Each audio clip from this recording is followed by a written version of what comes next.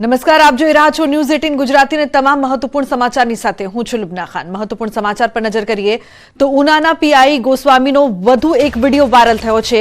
તોડબાજ PI મહિલા PSI સાથે બેફામ વર્તન કરતા જોવા મળ્યા। સામે મહિલા પીએસઆઈ પણ તુકારે વાત કરતા દેખાયા। તો પીઆઈનો મહિલા પીએસઆઈ સાથે બેફામ વાતચીતનો વિડીયો વાયરલ થઈ રહ્યો છે। પોલીસ સ્ટેશનમાં કાયદાના લીરે લીરા જોવા મળ્યા।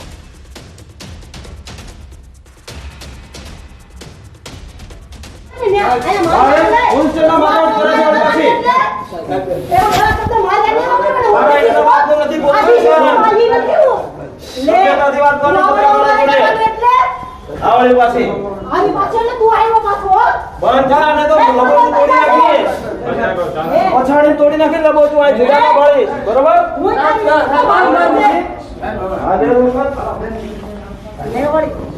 મર્યાદા તો રાખી તો રાખવાની નહીં તો કોઈ ના રાખી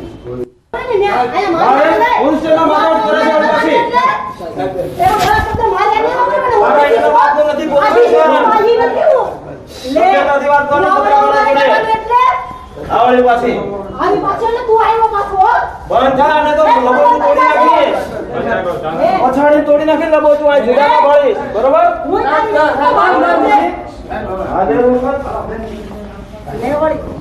મર્યાદા તો રાખી તો રાખવાની નહીં તો કોઈ ના રાખી। નોંધનીય છે કે થોડા દિવસ પહેલા ગીર સોમનાથની માંડવી ચેકપોસ્ટ પર દીવના પ્રવાસીને માર મારતો વિડીયો વાયરલ થયો હતો, જેમાં પોલીસ માર મારીને પૈસા વસૂલતા હોવાનો વિડીયો વાયરલ થયો હતો। દારૂ પીધો ન હોવા છતાં પોલીસકર્મીએ માર માર્યો હોવાનો વિડીયો વાયરલ થયો હતો, જે બાદ એસીબીએ દીવ નજીક નાડિયા માંડવી ચેકપોસ્ટ પર છટકું ગોઠવીને દરોડા પાડ્યા હતા, જેમાં ત્યાં હાજર પોલીસકર્મીઓ, જીઆરડી જવાનો અને વચેટિયાઓ નાસી છૂટ્યા હતા। જોકે ત્યારબાદ દીવના ઘોઘલા નજીક બાવળની ઝાડીઓમાંથી એક વર્દી મળી હતી, જેથી ખાખીની શાનને રઝળતી મૂકનારાઓ પર સવાલ ઉઠ્યા હતા। પોલીસની પ્રાથમિક તપાસમાં વચેટિયા નિલેશ તડવી પાસેથી જપ્ત કરેલા મોબાઈલમાંથી ઉના પીઆઈ અને એએસઆઈ સાથેના સંવાદો મળ્યા છે, જેમાં ચેકપોસ્ટ પર ભ્રષ્ટાચાર થતો હોવાનું સામે આવ્યું છે, જેમાં ગુનો નોંધાયા બાદ એએસઆઈ નિલેશ મૈયા અને પીઆઈ એનકે ગોસ્વામી બંને ભૂગર્ભમાં ઉતરી ગયા હતા।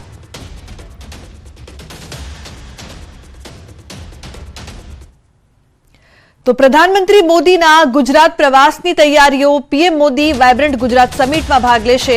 ગુજરાત ગ્લોબલ ટ્રેડ શોનું ઉદ્ઘાટન કરશે। વાયબ્રન્ટ સમિટમાં ઘણા રાષ્ટ્ર પ્રમુખો સાથે દ્વિપક્ષીય વાતો કરશે। મંગળવારે સવારે 9:20 વાગે ગાંધીનગરમાં મહાત્મા મંદિરમાં બ્રીફિંગ કરશે, જે બાદ 9:30 વાગે રાષ્ટ્ર પ્રમુખો સાથે દ્વિપક્ષીય વાર્તા કરવામાં આવશે। સાંજે 6 વાગે સાબરમતી આશ્રમની તેઓ મુલાકાત કરશે। સાંજે 7 વાગે હોટલ લીલામાં યુએઈના રાષ્ટ્રપતિ સાથે દ્વિપક્ષીય વાર્તા સાથે ડિનર કરશે। રાત્રે ગાંધીનગર રાજભવનમાં રોકાશે પીએમ મોદી। તો બુધવારે સવારે 9 વાગે મહાત્મા મંદિરમાં 3 ગ્રુપ ફોટો સેશન યોજાશે। સવારે 9:40 વાગે 10મી વાયબ્રન્ટ ગ્લોબલ સમિટનું તેઓ ઉદ્ઘાટન કરશે। બપોરે 12:30 વાગે યુએઈ સાથે કરારનું આદાન પ્રદાન કરવામાં આવશે। બપોરે 1:30 વાગે ચેક ગણરાજ્યના રાષ્ટ્રપ્રમુખ સાથે ચર્ચા, તો બપોરે 2:30 વાગે ગ્લોબલ સીઈઓ સાથે પણ ચર્ચા કરશે। સાંજે 5 વાગે ગ્લોબલ ફિટનેસ લીડરશિપ ફોરમમાં તેઓ જોડાશે અને 12 જાન્યુઆરીએ મહારાષ્ટ્રના પ્રવાસ માટે રવાના થશે।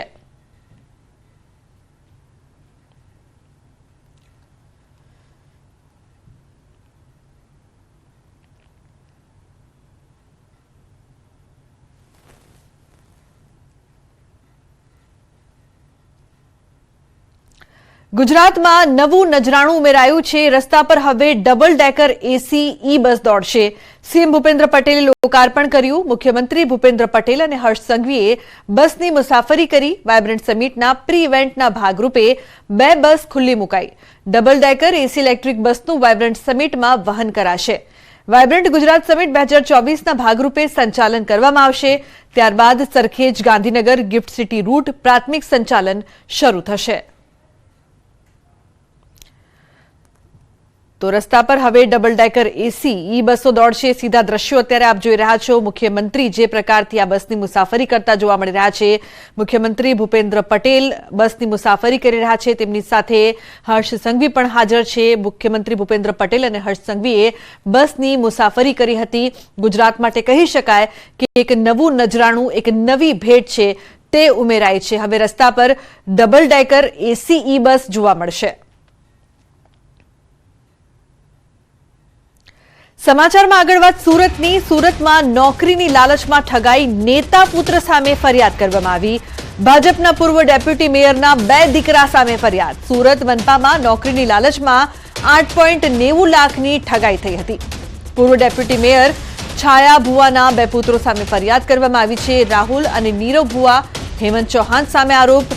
રૂપિયા લઈ નોકરી નહીં આપી ઠગાઈનો આરોપ.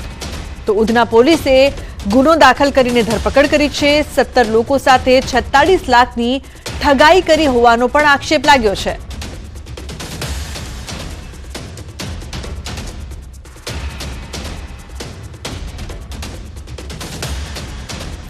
ગીર સોમનાથમાં ગાંજાનો જથ્થો ઝડપાયો છે. કુંભારિયા ગામે એસઓજીએ દરોડા પાડ્યા. મોડી રાત્રે દરોડા પાડતા ગાંજાનો જથ્થો ઝડપાયો. 3 કિલોથી વધુનો ગાંજાનો જથ્થો જપ્ત કરવામાં આવ્યો છે. એસઓજીએ 2 લોકોની ધરપકડ કરી છે.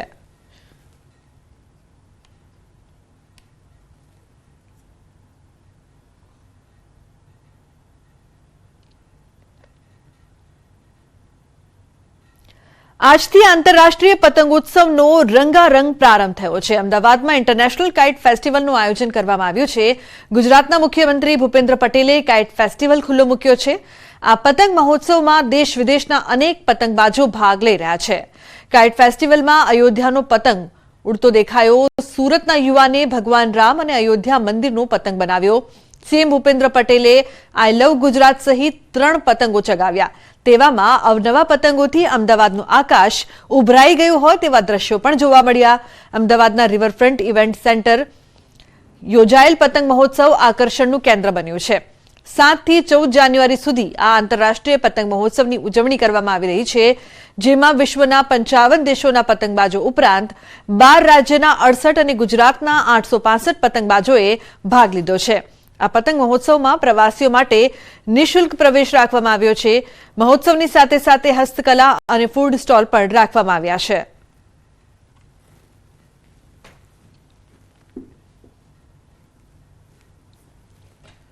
પતંગને વિશ્વના આકાશમાં ઉડાન આપવાની દીર્ઘદ્રષ્ટિ સાથે આદરણીય નરેન્દ્રભાઈએ 2 દાયકા પહેલા વાઇબ્રન્ટ સમિટ શરૂ કરેલી છે. સામાન્યમાં સામાન્ય માનવીને તેના લાભ મળે, આવક વૃદ્ધિ, રોજગાર સર્જનથી ગુજરાતની ગતિ પ્રગતિ વધી રહે તેવી પ્રો પીપલ અભિગમની પરંપરા તેમણે વિકસાવી છે. ઉત્તરાયણના લોકપ્રિય પતંગ પર્વને વડાપ્રધાનશ્રીએ આવા આગવા વિઝનથી વિશ્વ ખ્યાતિ અપાવીને દર વર્ષે ઇન્ટરનેશનલ કાઇટ ફેસ્ટિવલ મનાવવાની દિશા આપી છે. દર વર્ષે દેશ વિદેશથી વધુને વધુ પતંગબાજો આ મહોત્સવમાં આવે છે. અમદાવાદમાં આંતરરાષ્ટ્રીય પતંગ મહોત્સવની શરૂઆત થઈ ચૂકી છે. અમદાવાદના રિવરફ્રન્ટ ઇવેન્ટ સેન્ટર ખાતે અનેક પતંગબાજો આપ જોઈ રહ્યા છો, અને એમાં પણ ખાસ કરીને અયોધ્યામાં રામ મંદિરની જે પ્રકારે પ્રાણ પ્રતિષ્ઠા મહોત્સવ 22મી જાન્યુઆરીએ થશે, ત્યારે ખાસ કરીને કાઇટ ફેસ્ટિવલમાં પણ અહીં આપ જોઈ રહ્યા છો કે ભગવાન રામના પતંગ બનાવીને તમામ પતંગબાજો છે આ ઉજવણી કરી રહ્યા છે. મારી સાથે એ લોકો છે તેમની સાથે પણ વાત કરીશું, પતંગબાજો છે તેમની સાથે વાત કરીશું. શું કહેશો, આ થીમ નક્કી કરી કેવી રીતે પતંગ બનાવ્યો છે, શું તેની વિશેષતા છે એ વિશે કહેશો? 22 તારીખે અયોધ્યામાં જે પ્રાણ પ્રતિષ્ઠા મહોત્સવ છે, રામલલ્લાની જે પ્રતિષ્ઠા થવાની છે, એ આજે આ વખતે કાઇટ ફેસ્ટિવલની અંદર અમે એક થીમ રાખી હતી રામ જન્મભૂમિની, અને આજે એનું સૌથી મોટું બેનર 15 ફૂટનું બેનર અમારી ટીમ ઉડાડી રહી છે. અને પતંગ મહોત્સવને કારણે આમાં એટલો ઉત્સાહ છે. અહીંયા હવા પણ આ વખતે સરસ છે, તો અમદાવાદની જનતાને આજે આખો દિવસ આ પતંગબાજી સરસ મજાની જોવા મળશે. એક પતંગ છે જે કોણ બનાવ્યું છે, અને ખાસ કરીને અહીં જે બનાવનાર વ્યક્તિ છે તેમની સાથે પણ વાતચીત કરીશું. શું કહેશો, आपने कितनी मेहनत से बनाया ये पतंग? सिर्फ 4 दिनों में ये पतंग तैयार किया गया है. कहाँ से हो? मैं गुजरात सूरत से हूँ. मेरा नाम नितेश है. ये हमने 4 दिन के पहले सोचा कि अयोध्या मंदिर का निर्माण हो रहा है, तो हम अपने पतंग का भी निर्माण करें, और हमने अपना पतंग का निर्माण किया हुआ है. 16 फुट के अपने राम भगवान है, और उसके ऊपर अयोध्या का टेम्पल लगाया हुआ है. वो इंडिया के अंदर भी बन रहा है, तो इंडिया के काइट के साथ लगाया हुआ है.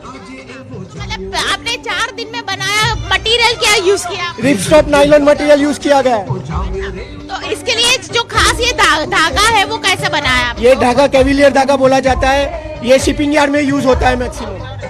તો આ પ્રકારની જે ખાસિયત છે એ બી ખાસિયતો અનેક છે અને અહીં આપ જોઈ રહ્યા છો જે રીતે આંતરરાષ્ટ્રીય કાઇટ મહોત્સવ આંતરરાષ્ટ્રીય કાઇટ મહોત્સવમાં અહીં અનેક લોકો છે તે જોવા મળી રહ્યા છે. કાઇટ ફેસ્ટિવલની અંદર ખાસ કરીને 55 દેશોથી પણ વધારે દેશના લોકો આજે ખાસ કરીને પોતાની પતંગ લઈને આવ્યા છે અને આ જે રીતે પતંગ બનાવી છે સૌથી મોટી પતંગ સૌથી નાની પતંગ તેનું નિર્માણ કર્યું છે. અયોધ્યાનો ખાસ કરીને અયોધ્યામાં રામ મંદિરનું જે નિર્માણ થઈ રહ્યું છે તેમાં સૌથી મહત્વની વાત છે કે પ્રાણ પ્રતિષ્ઠા મહોત્સવ પહેલા એ કાઇટ ફેસ્ટિવલમાં પણ તેની ઝાંખી છે તે ક્યાંક ને ક્યાંક જોવા મળી રહી છે. કેમેરા પર્સન નિરેન શાહ સાથે દીપિકા કુમાર, ન્યૂઝ 18 ગુજરાતી, અમદાવાદ. તો સાબરકાંઠાના હિંમતનગરમાં કાંકણોલ નજીક આવેલા સ્વામિનારાયણ મંદિરમાં સ્પાર્ક 2024નું આયોજન કરાયું છે. સ્વનિર્ભર શાળા સંચાલક મંડળ સાબરકાંઠા દ્વારા કરાયેલા આ આયોજનમાં સાયન્સ ફેર તથા કરિયર કાઉન્સેલિંગ ફેરનું આયોજન કરવામાં આવ્યું છે. 2 દિવસના સાયન્સ ફેરમાં 91થી વધુ શાળાના વિદ્યાર્થીઓએ ભાગ લીધો, જેમાં robotics, drone and technology, VR coding system સહિત 122 પ્રોજેક્ટ રજૂ કરાયા. મોટી સંખ્યામાં વાલીઓ અને વિદ્યાર્થીઓએ આ ફેરનો લાભ લીધો છે. આ કાર્યક્રમ બાળકોની અંદર વૈજ્ઞાનિક દ્રષ્ટિકોણ કેળવાય, બાળકો મેટ્રો સિટી પ્રકારનું પ્લેટફોર્મ અહીંયા પ્રાપ્ત થાય એ માટેનો અમારો પ્રયત્ન અત્રે રહેલો છે. તો સુરતના નવાગામ ડિંડોલીમાં 3 જાન્યુઆરીએ એક અકસ્માતની ઘટના બની હતી, જેમાં 4 વર્ષના બાળકનો હાથ ખભાથી અલગ થઈ ગયો હતો. આ બાળકના હાથનું સુરતની નવી સિવિલ હોસ્પિટલ ખાતે 5 કલાક સુધી તબીબોની ટીમ દ્વારા જટિલ ઓપરેશન કરાયું હતું. અકસ્માતની ઘટનામાં ખભાથી છૂટો થઈ ગયેલો હાથ જટિલ ઓપરેશન કરીને ફરી જોડવામાં આવ્યો છે. સુરતની નવી સિવિલ હોસ્પિટલમાં છેલ્લા 2 મહિનામાં હમણાં સુધીનું સૌથી મોટું બીજું ઓપરેશન કરવામાં આવ્યું છે.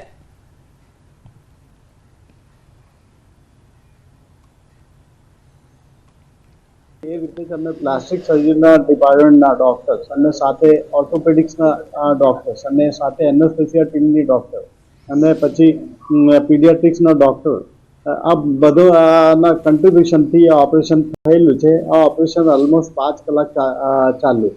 5 કલાક પછી ઓપરેશન સક્સેસફુલ થયું અને આજની ડેટમાં આ હાથમાં સર્ક્યુલેશન સ્ટેબ્લિશ થઈ ગયું છે. તો કેજરીવાલના ગુજરાત પ્રવાસ અંગે ભરત બોઘરાનું નિવેદન. રાજકોટમાં ભરત બોઘરાએ કહ્યું કે કેજરીવાલ ભ્રષ્ટાચારી છે, જેના કારણે તેમની અડધી કેબિનેટ હાલ જેલમાં છે. તેમને ગુજરાત કે ગુજરાતની જનતા સાથે પ્રેમ નથી, તેઓ માત્ર ચૂંટણી સમયે સ્ટન્ટ કરવા માટે આવે છે.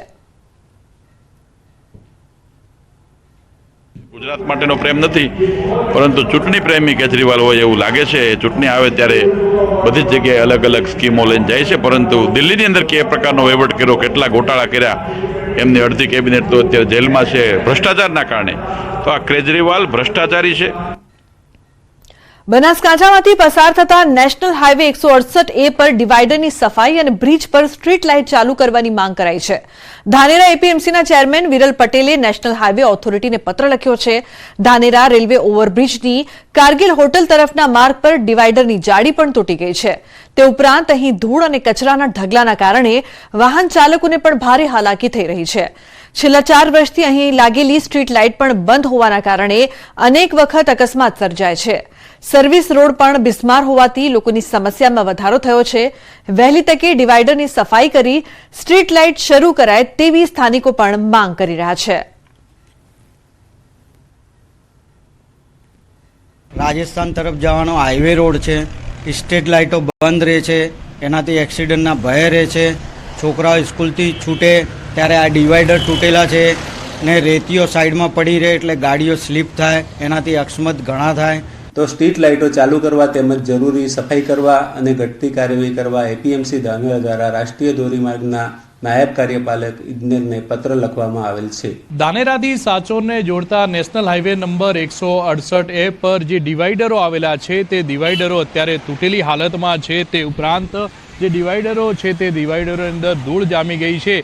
તેને લઈને ધાનેરા એપીએમસીના ચેરમેન વિરલભાઈ પટેલ દ્વારા માર્ગ અને મકાન વિભાગના નાયબ કાર્યપાલને એક પત્ર લખવામાં આવ્યો છે અને એપીએમસીના ચેરમેન દ્વારા માંગ કરવામાં આવી છે કે જે આ ડિવાઈડરો જે તૂટેલી હાલતમાં છે તે ઉપરાંત ડિવાઈડરો ઉપર ધૂળ જામી ગઈ છે તે ધૂળ દૂર કરવામાં આવે અને તૂટેલા ડિવાઈડરો રિપેર કરવામાં આવે, જેના લીધે અકસ્માતના જે બનાવો બને છે તે બનાવો અટકી શકે. તે ઉપરાંત જે ધાનેરાથી સાચોરને જોડતા જે નેશનલ હાઈવે નંબર 168A પર જે ઓવરબ્રિજ આવેલો છે, આ રેલવે ઓવરબ્રિજની જે લાઇટો જે છે તે છેલ્લા 2 વર્ષથી બંધ છે. આ લાઇટો શરૂ કરવામાં આવે તેવી માંગ પણ વિરલભાઈ દ્વારા કરવામાં આવી છે અને આ પહેલો એવો બનાવ છે જેમાં એપીએમસીના ચેરમેન દ્વારા માર્ગ અને મકાન વિભાગને રસ્તા બાબતે કોઈ પત્ર લખવામાં આવ્યો હોય. કિશોર તુવર, ન્યૂઝ 18 ગુજરાતી, બનાસકાંઠા. તો બુલેટિનમાં હાલ રોકાઈશું એક બ્રેક માટે. આપ જોતા રહો ન્યૂઝ 18 ગુજરાતી.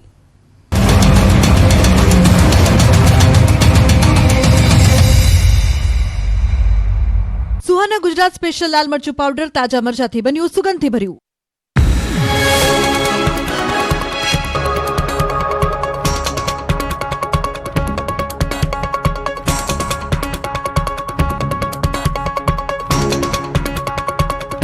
સુહાના ગુજરાત સ્પેશિયલ લાલ મરચું પાવડર તાજા મરચાથી બન્યું, સુગંધથી ભર્યું. ઇન્ડસ્ટ્રી કેન્દ્ર. સૌરાષ્ટ્રના શહેરોમાં જંગલી પ્રાણીઓના આટાફેરા વધતા લોકોમાં દહેશત ફેલાઈ ગઈ છે. રાજકોટ પંથકમાં દીપડો, શિયાળ દેખાયા બાદ જામનગર જિલ્લામાં સાવજની ગર્જના સંભળાઈ, જેને લઈને વન વિભાગ એલર્ટ મોડમાં છે, જેથી સામાન્ય લોકોમાં ફફડાટ ફેલાયો છે. ત્યારે જામનગર જિલ્લાના જામજોધપુરના ધુંધોરાજી ગામમાં સિંહે ડેરો નાખ્યો. ગામની સીમમાં સાવજના આટાફેરા કેમેરામાં કેદ થયા છે. ધુંધોરાજીમાં જંગલના રાજાએ 3 પશુઓનું મારણ કર્યું હતું. અહીં સિંહ ફરતો દેખાતા લોકોમાં ફફડાટ ફેલાયો છે. હવે વન વિભાગે પાંજરું ગોઠવીને તપાસ હાથ ધરી છે. બીજી બાજુ મૂળીના શેખપર ગામે દીપડાએ મારણ કર્યું. શહેરી વિસ્તારમાં જંગલી પ્રાણીઓની એન્ટ્રીથી રાજ્ય સરકાર પણ ચિંતિત છે. રાજ્ય સરકારના પ્રવક્તા ઋષિકેશ પટેલે કહ્યું છે કે સરકાર એક્શન પ્લાન તૈયાર કરશે. પાટણમાં સાંતલપુરની નર્મદા કેનાલમાં ગાબડું. વોવા ગામે પસાર થતી માનોર કેનાલમાં ગાબડું પડતા ખેતરોમાં પાણી ભરાયા. જીરું, ઇસબગુલ સહિત પાકો પાણીમાં તરબોળ. કેનાલમાં વારંવાર ગાબડું પડતા ખેડૂતોમાં રોષ. મહીસાગરની પાનમ મેન કેનાલમાં ગાબડું પડતા ખેડૂતોની મુશ્કેલી વધી. કાકાના ચમારિયા ગામમાં પસાર થતી કેનાલમાં ગાબડું પડતા આસપાસના ખેતરમાં પાણી ફરી વળ્યા. ઊભા પાકમાં પાણી ફરી વળતા ભારે નુકસાન. ખેડૂતોએ નુકસાનનો સર્વે કરી વળતર ચૂકવવાની માંગ કરી. સાબરકાંઠાના ઈડરમાં ટ્રાફિક જામમાં અટવાઈ 108 એમ્બ્યુલન્સ. તિરંગા સર્કલથી સત્યમ ચોકડી સુધીના જામમાં એક પછી એક એમ 2 એમ્બ્યુલન્સ અટવાઈ હતી. વર્ષોથી ઈડરમાં બાયપાસ રૂટની સ્થાનિકો કરી રહ્યા છે માંગ. દાહોદના ગરબાડામાં સંજીવની યોજના હેઠળનું દૂધ રસ્તે રચડ્યું. આઈસીડીએસ વિભાગની ઘોર બેદરકારીથી દૂધ રસ્તા પર મળતા અનેક સવાલ ઉઠ્યા. થોડા સમય અગાઉ પણ અન્ય ગામોમાં આ જ રીતે સંજીવની યોજનાનું દૂધ ફેંકાયેલું મળ્યું હતું. ગુજરાતના ખેડૂતો માટે ફરી માવઠાના માઠા સમાચાર. હવામાન વિભાગની 2 દિવસ બાદ 8 અને 9 જાન્યુઆરીએ માવઠું થવાની આગાહી. રવિવારથી જ રાજ્યમાં વાદળછાયું વાતાવરણ રહેવાની પણ આગાહી.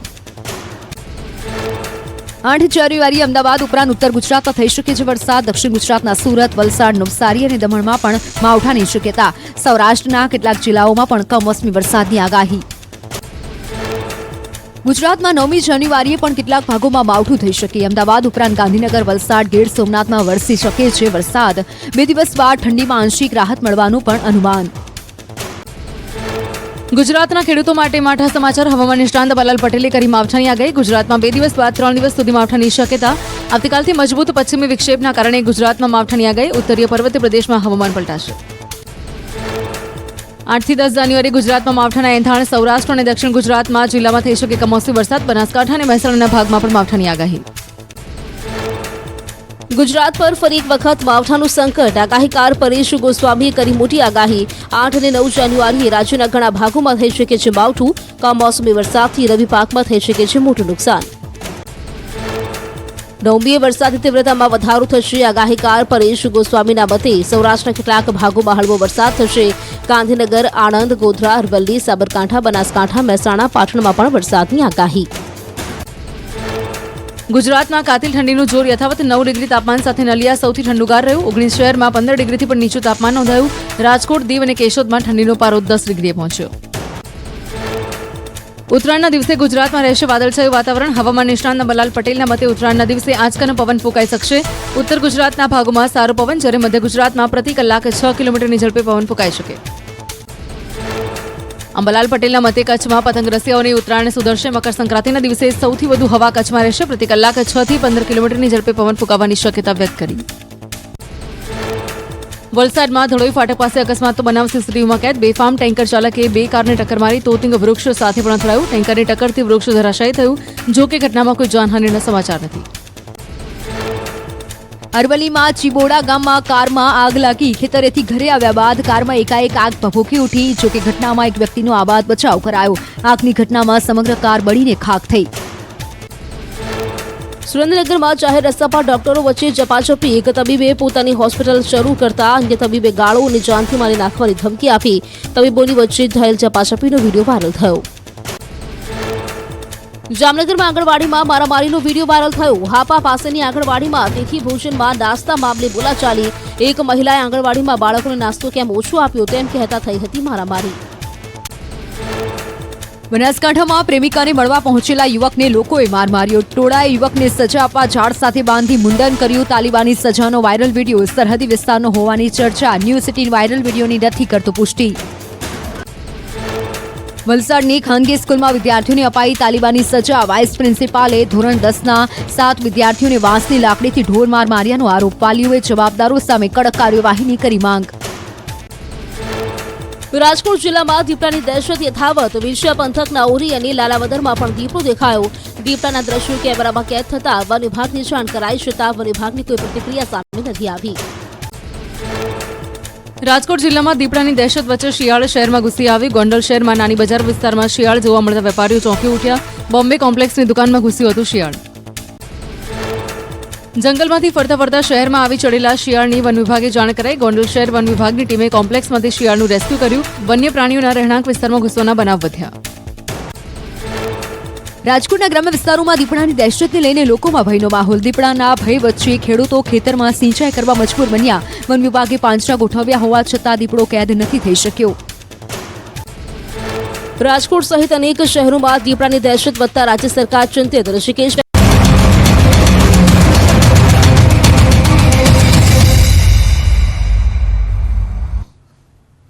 Welcome back. સમાચારમાં આગળ વાત કરીએ તો ભારતમાં લગભગ તમામ તહેવારો સાથે વાનગીઓ વિશિષ્ટ રીતે જોડાયેલી છે. દશેરામાં જલેબી ફાફડા અને ઉત્તરાયણમાં ઊંધિયું, જલેબી અને ચીકીની ખરીદી માટે લોકોની કતારો લાગતી હોય છે.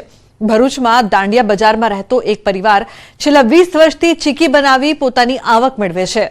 ખારી સિંગ માટે પ્રખ્યાત ભરૂચમાં આજે સિંગ અને તલ ઉપરાંત હવે ડ્રાયફ્રૂટ, રાજગરા, કોપરા સહિતની ચીકીઓ પણ બને છે.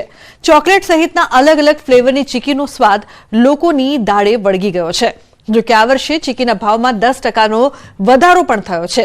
જોકે હજુ ચીકીના વેચાણમાં દર વર્ષ જેટલી તેજી ન હોવાનું પણ સામે આવ્યું છે. પરંતુ ઉત્તરાયણ નજીક આવતા ચીકીની ખરીદીમાં વધારો થાય તેવી આશા પણ વેપારીઓને સેવી રહી છે.